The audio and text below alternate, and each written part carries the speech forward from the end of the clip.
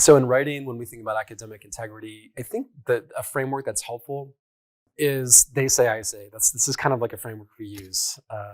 We teach students how to signal where information is coming from, and then articulate like, okay, this is how I'm responding to that information. When experimenting with ideas, which is what an essay is, you're trying to contribute to the collective thought project that is civilization, right? That's what you're trying to do in an essay. And part of that is building on the ideas of other people. Like say the metaphor is kind of standing on the shoulders of giants, right? And in order for that to work, we teach writing students to perform this they say, I say kind of a method here, where you begin with like, hey, this is what I hear, here's the information I see that's out there. And then here's what I want to do with that information. You can disagree, you can agree with the difference, right? There's many different ways to respond.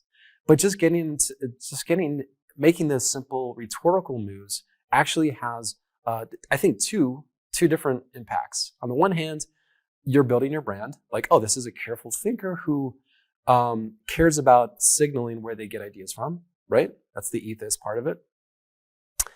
On the other hand, it helps you articulate to yourself what your worth is and what you're thinking is actually adding to a conversation. And that's really important, to not confuse what you've outsourced to other people and learned from other people with, okay, so like, what am I bringing to the table? So one area that a lot of writing instructors will focus on is the importance of citations, right? And so like, yeah, that's another aspect. It's connected with, they say, a citation. All a citation does is says, okay, this information is not from me, it's from here. Here's how you would find the information. So that's another like more technical form of signaling, they say, right? But I think if students understand first that just indicating, okay, there's a bigger conversation here. This is not just me speaking. That's also a way to cite. And that has everything to do with academic integrity. Research is great, and supporting your hypothesis with references and research is fantastic. The idea is that you're giving credit to those who have done the work and done the research. And if your ideas contribute to a more synergistic, higher level thinking, you want to include those things. You want to have original thoughts, but you also want to give credit to those who've come before and really put in the work to do that research and present that to your peers.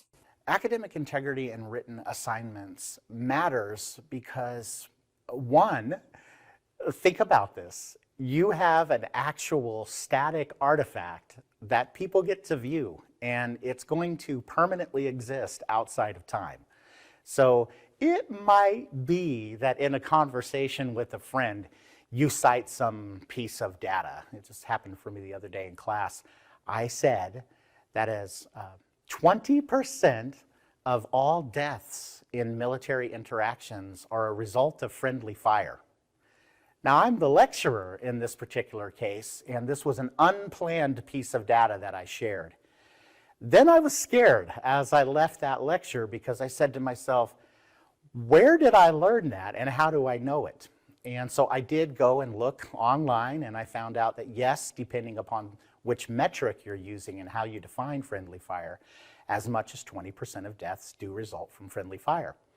But that was a lecture that took place unrecorded in class, and I had the integrity to go look and make sure that I was right, otherwise I would have had to go back and apologize. But if I had written that, the written artifact exists forever.